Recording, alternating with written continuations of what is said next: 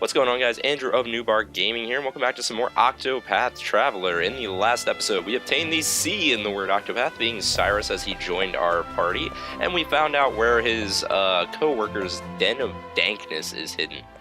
In this part, we're going to be going ahead and exploring that, going on to tackle what I would assume is probably another stage boss similar to what we ended up facing in order to get the Eternal Flame when we were playing as Ophelia. So, given how our townsperson from the Great White North probably wants to go home and revisit his family and escape this little square dancing conundrum we started here, we're going to see if we can't recruit someone else from this village. Let's see here. If you were to guide you, Slash, he's a merchant. Let's see, what have you got? Can't guide you, but we can scrutinize you. What about you? No, we don't want to part ways right away. Guide... Oh, level 30 or higher. Hot dang. Seems so far away, yet we did go up in the levels with Ophelia rather quickly. 20 or higher. Okay, maybe we'll just stick with the archer. I don't feel like exploring the entire castle in search of another partner. So, let's just proceed right ahead here. Alright, here we go. Apparently it's the quote-unquote subterranean study. I prefer the term Den of Dankness. I think it's more fitting. As per usual, let's start going off the beaten path, and that's a nice little detail. They actually have Ophelia carrying a lantern there. They doesn't just have like that typical, hey, you're the main character, you get a light around you so you can see what's going on type of thing. They added the lantern. Everything I'm like really enjoying about this game so far continues to be in the details. And here we have a new wild encounter, I guess I'll call it. That's what I'm used to from Pokemon. It is a new enemy, by the way, so I will be keeping this on screen. It seems like Cyrus's ability is going to instantly reveal like one weakness of theirs to us, though not necessarily all of them, and it seems to be at random given how it's not like tied to an item that any of our players have. And I would assume they wouldn't intentionally reveal a weakness that you don't have, because then that kind of makes Cyrus somewhat useless. Alright, let's actually not... Alright, cleric skills. See how you hold up against a Holy Light Flash. Nice, okay, cleared that pretty easily. As to be expected, I suppose. Ophelia's kind of over-leveled for this area. Nice, so level 2 for Cyrus. We obtained an item. Or a level up, I'm sorry. Okay, we're gonna have a new treasure chest over here. I also think it's neat. Okay, just stop for a second and take in how great those lanterns look. I understand this art style might not be for everybody, but just like, they're 3D, but not at the same time in the most gorgeous possible way. I just adore the art style of this game. Alright, we're gonna have the Herb of Clamor here. Let's figure out what that does. Inventory. Cures a single ally of silence. Okay. So that appears to be introducing a new status condition we've yet to encounter. Although I suppose that's somewhat repetitive. New status condition we've yet to encounter. These are also going to be new enemies. Members of the Bat Cave. I hope this isn't going towards... Yeah, it's probably not going towards Batman reference. Be pretty forced at this point if that's where they were going. So what are those Scholar skills? Oh, cool. So we can actually deal elemental damage. Let's see if Pokemon logic applies. Freezing over the flying critters. Perfect. I mean, it makes sense, right? You're trying to fly, you need things to be nimble rather than all solidified via the ice. Cleric skills. We could probably finish them with a single luminescence. I don't know if I feel like wasting the SP though. Especially considering Ophelia's pretty busted for the time being. Scholar skills, we'll let you do Ice Wind. Doubly powered up, that should definitely do it. I guess my only complaint is it does seem like the ice attack animations are all the same unless Ice Wind was the same thing we were seeing with one of our earlier allies. I forget which one it was, but it was one of the people we had following us around. I believe it was during the Ophelia fight. One of his abilities was to attack with ice types attacks, and it pretty much had that same, hey, it's a glacier rising out of the ground type of effect to it. Another level up for Cyrus. Forgot how quickly we were like boosting our way through things when we were playing as Ophelia. Definitely want to try and figure out how to get to that red chest before we go all the way through this dungeon. I have a feeling it's back this way, maybe to the right. This does lead us to one chest. So that actually marks our first off-screen fight that I cut out there. But once more, if it's an enemy that we're going to be seeing a ton, I'll probably leave it off-screen other than when it's the first encounter, or say if we really struggle. I'll see how I like the pacing of that as we go. further into the LP here. So there's one of the hidden chests. The one we were actually looking for was the red one.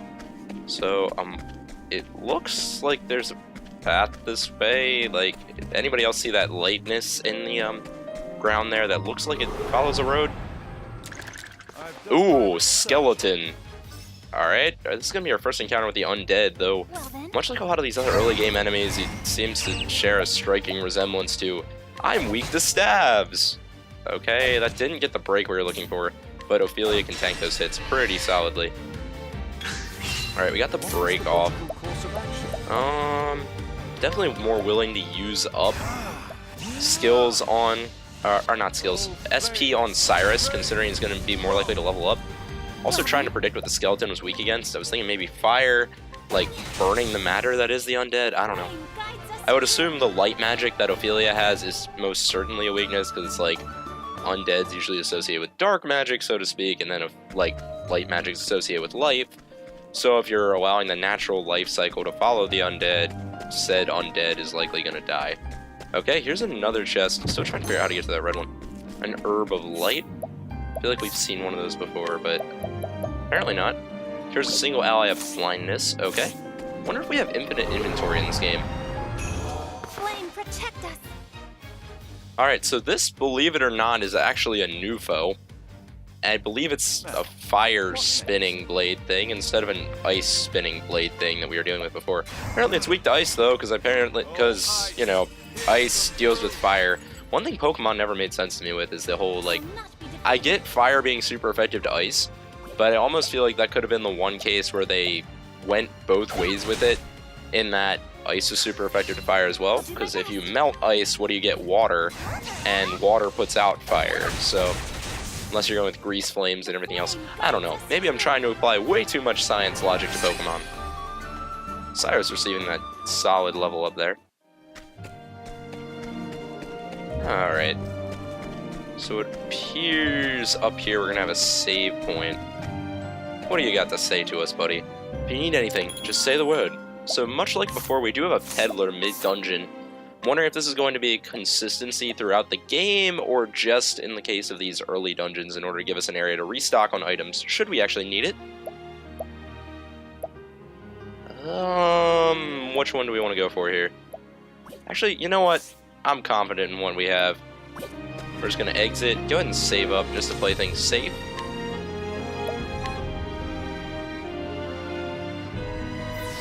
I don't think we're gonna die. I feel like if we were gonna lose, Ophelia's fight was likely the one to do it. Here's the chest we've been looking for. Old coin. Maybe that's just something that sells for a lot. I know, like, antique valuables are still valuable even today. Fetches a fair price if sold. Called it.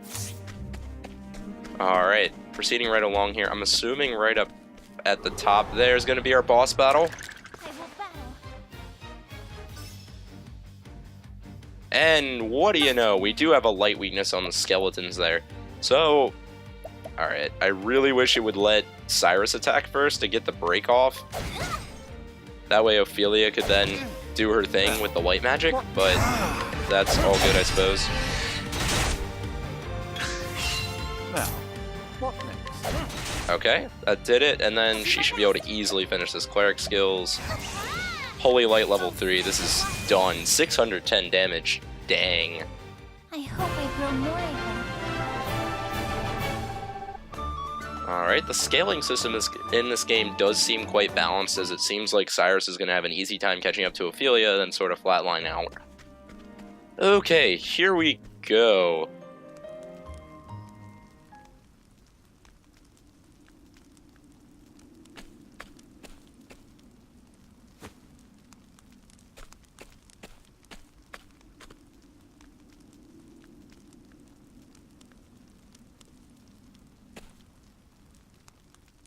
What?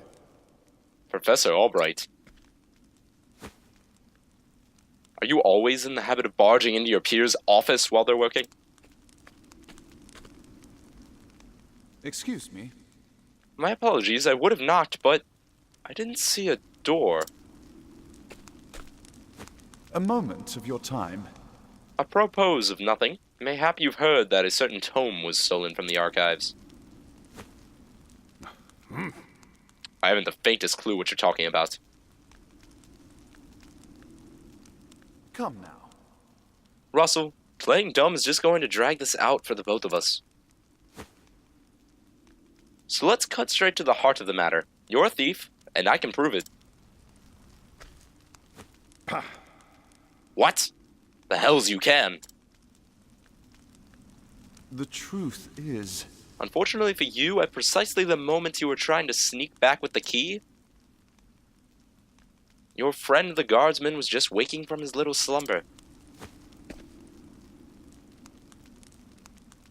Huh?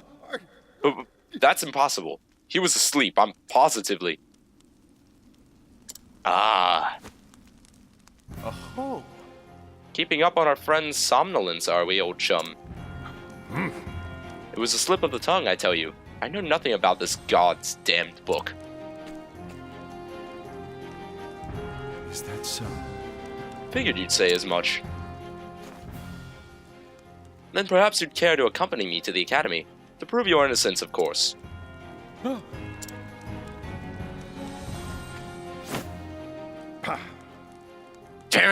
Damn it all to hell. It was the perfect plan, if not for your bloody meddling. I could have had it all. And here we go. Dang, that guy is freaking tall. Please tell me that's some kind of mutation from the book, and he wasn't actually that size with the sprite that looks to be the same height as Cyrus the Scholar. Duh. Okay, maybe he's weak to ice? Okay, we're not gonna boost it. We're gonna see how this responds to them first. Probably should have went for fire, considering those snowflakey looking things are probably weak to fire. It's alright. Cleric skills. Go for luminescence, try and cover all of them. Okay, definitely not weak to light. Kind of like that though, because Ophelia was being pretty broken for us so far. Okay, focus your attacks on the strong one. Let Cyrus just lay back and do his thing. I'm okay with this. Dang, how many attacks do you get? I'll do my best. Cleric skills. Yeah, we're gonna want to go for a heal more. Oh, heal wounds heals all allies. That I didn't realize. I had assumed it was a single target. That's bloody brilliant. Okay, so with Cyrus now healed up, see how triple fireball does against these guys? Nice. So we're bringing those two little, I'm calling them snowflakes, but I feel like that's a terrible way to describe them, down a peg or two. You know what? Some of the townsperson. What do we got to lose? Arrows apparently aren't their weakness, so no big advantage there. Hey, a slightly different animation there. Had some stuff coming from the ceiling there, which was at least a slight change of pace. Okay, fire is good against the enemies we're dealing with, but it's not going to bring us any closer to a break. So, cleverness on this Antag's part, I gotta give him that much for using, like, allies that don't share the same weaknesses as him. I feel like that's relatively uncommon in these types of games, particularly early on. It's balancing him out a good bit, because, like, if we're going for those massive attacks, we're attacking everybody at once, we aren't going to be dealing, like, break damage to him, while also dealing it well to his enemies. Okay. Let's try one of our cleric skills. I feel like with luminescence at full charge, we might actually be able to kill the two side enemies even if they aren't broken. No such luck. Okay, Cyrus died. Whoops. Yeah, I kind of missed that happened. Oof. Okay, Ophelia, keep being a tank. Item. Killing Grape. Alright, use a revive. Cyrus is back, thankfully. So you literally throw the book around for your attack. Okay. Muddling an incantation with purple flames. This can't be good. Cleric skills. Heal more is pretty jacked. Let your wounds be healed. Go for heal wounds. Okay, those guys have at least got to be getting weak at this point. Unless our damage is useless without breaking. See, I've never went this far into a fight without breaking the enemies. Okay. Try Fireball here. Try to dispose of those extra enemies. They're just gonna be packing on some unnecessary... Okay, that was powerful. Well then. Alright. You're vulnerable to staves, so hopefully this gives us the break that we need. Interesting dilemma. Alright. Fireball is gonna be useless, so go for the ice magic. Dealing better damage, but not nearly what I was hoping for. Will not be defeated. The bosses that we're dealing with, like these mini bosses, seem to be scaling power-wise with the fact that we're getting more party members. So definitely we'll give the game some credit there, but at the same time it's making this a lot more difficult than the last one. Shame I can't use like a command of play baseball with his freaking tomb. Like when he throws the bloody tomb at you, throw it back. Take your staff and like whack it back in his direction. For all I know, he's like a dragon type. You know, his own attacks are super effective against him. Alright,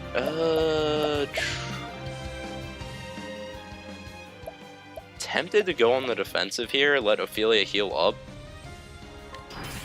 Yeah, that's actually what we're gonna go for. Gonna wait till one more charge does its thing, Let your wounds be healed. and then we'll go in to break him with staff attacks from both characters. Interesting dilemma. Solid. A 4 boosted staff, this will do pretty well. Close to a break, close to a break. My turn now. Liking the Firestorm animation there as well. I feel like my commentary is getting kind of stale because all I have to say about this game practically are positives. We don't have any other items on us. So... go for the Ice Wind. Oh, ice. Here's come through. Let it do its thing. I'll do my best. Then we're gonna summon... bring our townsperson back. Let him do some arrows on this guy. Get us an extra attack each turn while he's broke. Okay, that was good. Like, I'm beginning to think that our summonable character gets charges off screen. Okay, I wish I knew what that thing is. Blindness? Okay, this should let us know. Silence, okay. Or blindness, or what? Try silence, because I'm guessing it means he can't. Yup, he couldn't under an incantation, and the little X in the dialogue box should have revealed it. Okay. I'm gonna attack you again. Try and get that break. But what I was saying is, it looks like our summonable characters build those charges off screen, considering every time it's been a bit since we've summoned them, they seem suddenly able to do multi-attacks. Get us closer to that stun. Cleric skills, heal wounds, Let your wounds be healed. and then we're gonna go in to heal up, probably like SP in a turn or two here. Well then. Probably likely after I get the break. Use the double boost. This will get us the break. Let the other ones charge up for the next attack. Okay, Inspiriting Plum. Use Cyrus's turn to heal up Ophelia, because she's going to be our stronger spellcaster at this point. Cleric skills. How do you like a boosted Holy Light? 503 damage, I'll take that. By far. Along with the arrow damage, it's probably going to be doing some good work for us. Still stunned there. That's also what I like to see. Might as well push towards a KO, I guess. Yes! Okay. Was totally worth it there. Should have studied harder. Nice! We even got the level up on Ophelia. Obtained an Ice Soul Stone. I wonder if that's got anything to do with Elsa, aka Ophelia. Like, proves any especially beneficial to her.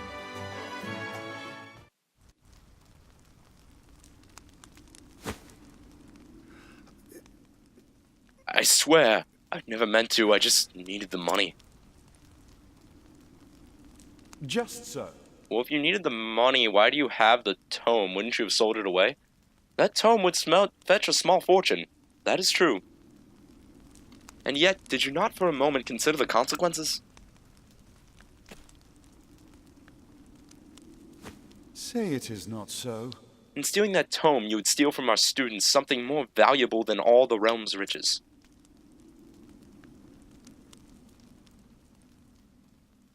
A grave crime, no matter who would perpetrate it, but all the more unforgivable when committed by one who calls himself a scholar.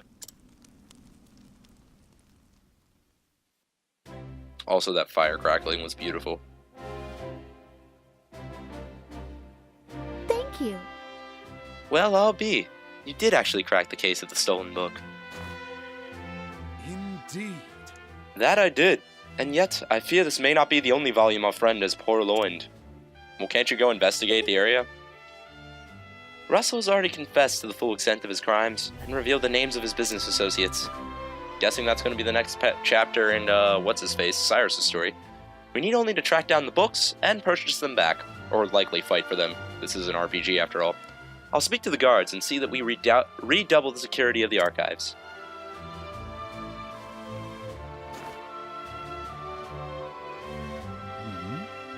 What's this? It says there's another book still missing. Did that scoundrel of a scholar steal this one as well? Actually, Ah, from the far reaches of hell. No, I can assure you that he did not. It's been missing for some 15 years now. Russell's aggressive borrowing only extends some 2 years back. I see. I see, so this volume was lost or stolen long before that. yes. Right, as always, Professor. Pray tell me more about from the far reaches of hell. According to our records, it would seem to be a compendium of ancient rites and long-lost magics. Likely very demonic. If I am not mistaken, it was the single oldest volume housed within our archives. Needless to say, it was a tremendous loss. Most intriguing. Oh, yet another mystery, it would seem. Rutrow. Professor Albright, the headmaster would like to speak with you at once. Is Autumn miss? Again? What could it be this time?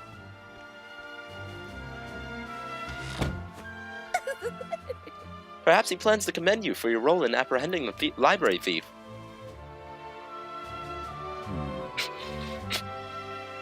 I have no interest in accolades, but if he insists. And away we go. Time to go own up to doing the right thing, I guess. Honestly, I feel like when this headmaster wants to see you, it can never be a good thing. I'm gonna go ahead and save real quick. Considering the last time we basically just got chewed out for not doing a whole lot of anything other than wanting to share knowledge with the world. So that whole idea that the librarian believes that we're going to be congratulated just seems absolutely ludicrous to me. Away we go. Ophelia, protect us, right? Ah, to the headmaster's office.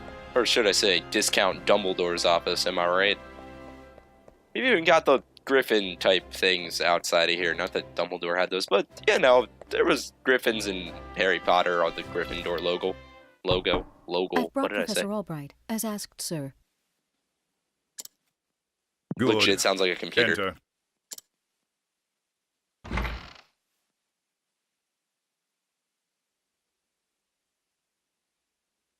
Thank you, Lucia.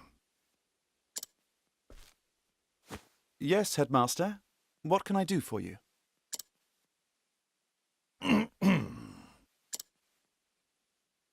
Something tells me he's not about to offer a commendation. When would you ever think this guy was going to offer a commendation? Professor Albright, a most troubling report has reached my ears. A report, sir?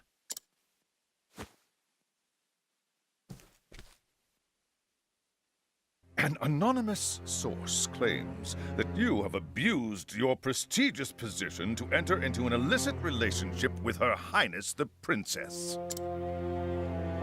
Oh. And you believe this report, sir? If it is untrue, then say so. Why, it is unfounded, unsubstantiated, balderdash of the highest order. Using balderdash unironically in that context, legitimately one of the best things I've seen in this game so far. I would like to take your words at face value, Professor, but I fear the situation is not so simple. A rumor regarding the royal family, even an unsubstantiated one such as this, is sure to spread quickly. If we do not take swift action, Princess Mary's good name could be forever sullied. That is something that simply cannot be allowed to happen. Surely you understand. And so what do you intend to do with me, sir? It is not an easy decision to make. Dismissing you outright would be tantamount to an admission of guilt. If I may be so bold, Headmaster, what about a sabbatical? Professor Albright is put on extended leave, while official accounts state that he's doing field work in a distant land. What say you, Cyrus? This way, both the Academy's reputation and your own will remain intact. My reputation? Do we have a problem, Professor? Not at all, Headmaster. On the contrary, this might prove the perfect opportunity. Cough, cough, forced catalyst to make him one of the many Octopath travelers that are going to end up meeting as they all have to go adventuring for something or another. Opportunity? For what? Story development. As a matter of fact, there is a matter which has piqued my interest of late. I was just wondering when I might find the time to do a bit of research in the field. I think I will set forth on a journey in search of an ancient tome that disappeared 15 years ago. Alright, definitely thinking this guy leans more on, like, the Sherlock Holmesy side than he does on the I'm a studious professor side. I think the reason he's obsessed with, like, history and stuff is he likes solving the mysteries of it, putting together the pieces of a puzzle. Besides, if I am not permitted to share what I have learned with my peers and the public, there is little point in continuing my research here. Respect for holding on to your morals, I'll give you that much. Is that so? Do tell, Professor. What is it that you intend to investigate? As regards a certain tome. Now, if you will forgive me, I must begin packing for my journey. Good day to you, Headmaster.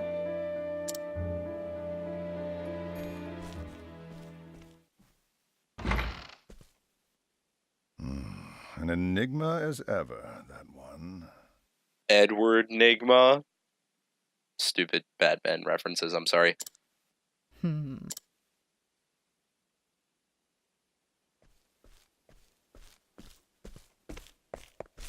Professor! Oh, Therese, what is it? I heard that you were leaving the academy. Then you heard true. Professor, I'm so sorry.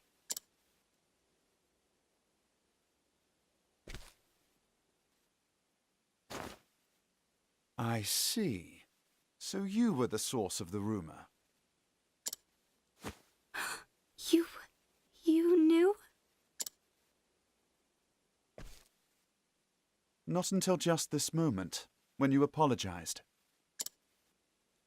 And yet, I cannot fathom your motive. Why would you tell such a terrible lie?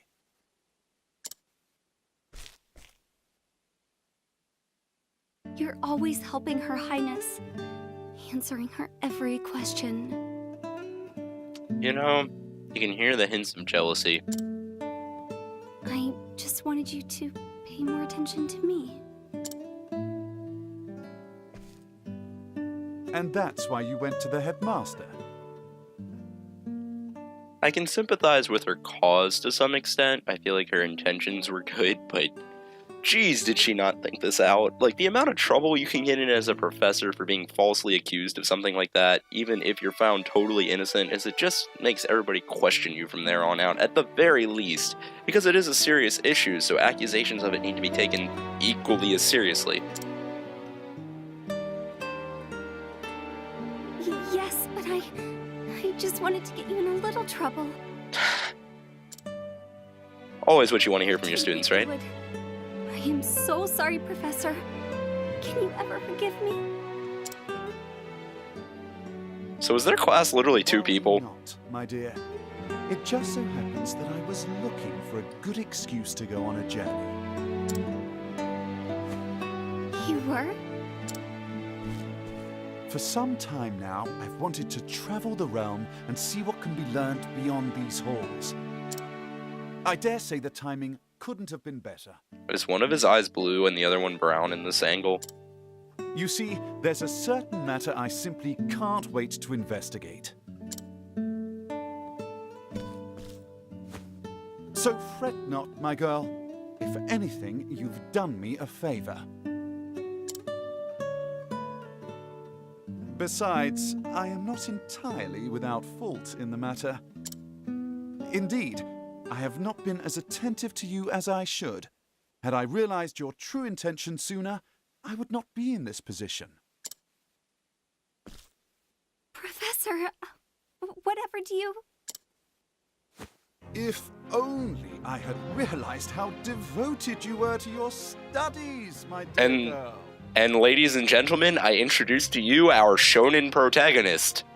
Totally oblivious to the fact that one of his best comrades, who happens to be female, is completely and utterly into him. At least that's my experience, having watched a jack ton of Yu-Gi-Oh!, good bit of Pokemon, and a few other animes on the side that I didn't watch as in-depth, but still had relatively similar results. And it continues to show that ironic character relationship here. Or I don't know if ironic's the right word, but still, it's been done a bunch, but, you know. My studies. Yeah, your studies. He's totally oblivious, friend. Just, give up on that one unless you're gonna be outright to him. We've seen this before. I have always striven to treat all my students equally. And yet, Her Highness is always eager to ask questions, and I was all too eager to answer them. You can learn from the likes of Aki, and Akiza, and Taya, and Misty, and the list goes on. In doing so, I may have given the impression that I favored her above you and the others. This was not my intention, but I am at fault all the same. Yes, if only I had seen you for the ardent and devoted young scholar that you are. Okay, the sad part is that line almost sounds like he's trying to learn to appreciate her in the way that she wants him to. Almost sounds like it could, but given the context, doesn't really fit. But taken out of context, you know.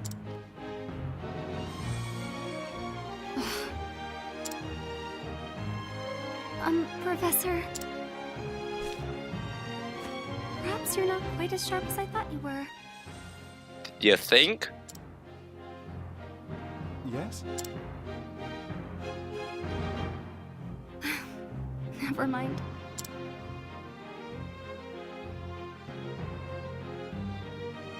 In that case, I should be off. Pray do not shirk your studies, my girl. Yes, Professor. Will I ever see you again? I do not see why not, provided we both still live. He even gets the shonen protagonist end of the anime type of ending. I'm gonna drive off into the sunlight, and I promise you, because power of friendship, we'll see each other again one day.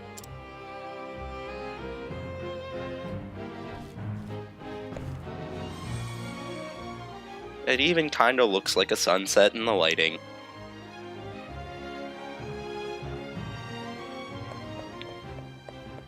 Alrighty, so with all that being said, guys, we took on our mini boss fight associated with Cyrus. He's officially joined the party. We figured out what exactly he was accused of. Found out there's also another missing tome with a rather ominous name behind it that we're probably going to want to track down at one point. And I think that's going to wrap it up for this episode of Octopath Traveler. If you enjoyed the video, as always, be sure to like, comment, and subscribe down below. If not, constructive criticism is always welcome, and I'll see you guys next time on more Octopath Traveler.